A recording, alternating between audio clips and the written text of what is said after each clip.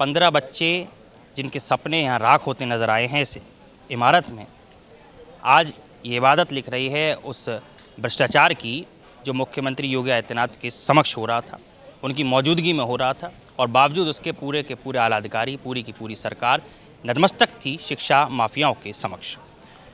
मेरे साथ मौजूद हैं समाजवादी पार्टी के वरिष्ठ नेता हैं, प्रवक्ता भी हैं, दीपक जी।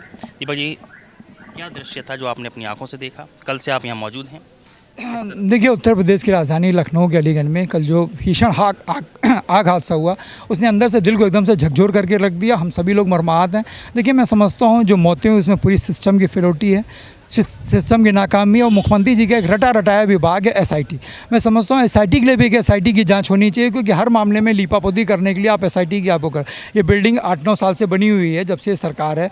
8-9 सालों में जो आपके सरकार में चाहे मंत्री हों, चाहे अधिकारी हों, चाहे प्रशासन के लोग हों, उनके कान पे जू नहीं रहेगा। ये सामने लोक सेवा आयोग का दफ्तर, इतने अधिकारी यहाँ पे आते रहते हैं। चूँकि ये सरकार जो है भ्रष्टाचार में डूबी हुई सरकार है, इनके अधिकारी पूरी तरीके से भ्रष्टाचार में लिप्त हैं, इसीलिए इनको ये सब चीज़ें दिखती नहीं। ये सरकार पहले तो बच्चों के, नौजवानों के, मासूमों के भविष्य के साथ खिलवाड़ करती थी, अब ये उनके जान के साथ खिलवाड़ करी। दीपक जी, क्योंकि समस्या केवल इस कोचिंग की नहीं है, समग्र उत्तर प्रदेश की है। अब चूँकि अलीगंज की जब बात हो रही है तो यहाँ कई ऐसे कोचिंग इंस्टीट्यूट हैं जो कई सालों से यहाँ विराजमान हैं, जिनको शिक्षा माफिया भी कहा जाता है।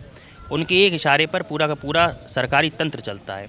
समाजवादी की भी सरकार थी, कोई ऐसी बड़ी कार्रवाई तो हुई नहीं थी, तो क्या इंतजार हो रहा था ऐसे कांड का? भाई देखिए, मानक के विपरीत अगर कोई भी बिल्डिंग है तो उसको या तो सील कर दीजिए, उसको बुलडोज कर दीजिए, या उसके खिलाफ कार्रवाई करने कर। लेकिन आपने बिल्कुल सही कहा कि जिस तरीके से आज की तारीख में उत्तर प्रदेश की सरकार में, भारतीय जनता पार्टी की सरकार में शिक्षा माफिया जो है वो फल फूल रहे हैं। आप पेपर लीक को ले लीजिए, आज उत्तर प्रदेश हमारा पेपर लीक प्रदेश बना हुआ है। तो मैं समझता हूँ कि जिस तरीके से बच्चे, चाहे हमारे हों, चाहे आपके हों, चाहे किसी को, हम अपने बच्चों को पढ़ा लिखा तभी पाएंगे ना जब उनकी सुरक्षा होगी, या उनके जान माल की सुरक्षा होगी, या बच्चे सुरक्षित रहेंगे। तो वही है ना दीपक जी की नसीर जो थी, यानी नज़ीर जो थी, वो तो अखिलेश यादव ने भी समाजवादी पार्टी की सरकार के समय स्थापित नहीं करी।